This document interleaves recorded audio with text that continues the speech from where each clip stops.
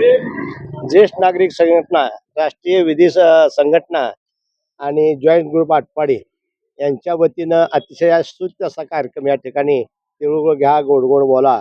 आणि यात विशेष म्हणजे सर्व जाती धर्माचे लोक यामध्ये समाविष्ट झालेले आहेत आणि जाणं येणारे लोक सुद्धा उत्स्फूर्तपणे हा तिळाचा गोडवा त्यामध्ये सहभाग घेऊन वाढवण्याचा प्रयत्न करतात.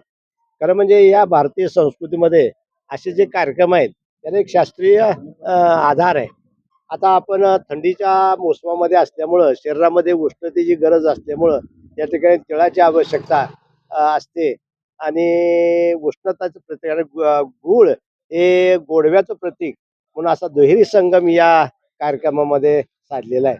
जास्तीत जास्त या ठिकाणी आता ज्या तुम्ही याच्यामध्ये उपस्थितामध्ये बघितले ज्येष्ठ संघटने लोक आहेत, डॉक्टर लोक आहेत, सगळं हिंदू मुस्लिम सगळ्या जातीतले लोक यामध्ये सहभागी झालेले आहेत.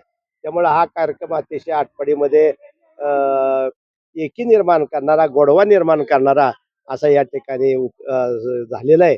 त्याबद्दल आम्हाला आटपाडीकरांना या कार्यक्रमाचं अतिशय आनंददायी असं वातावरणामध्ये अभिमान वाटतो.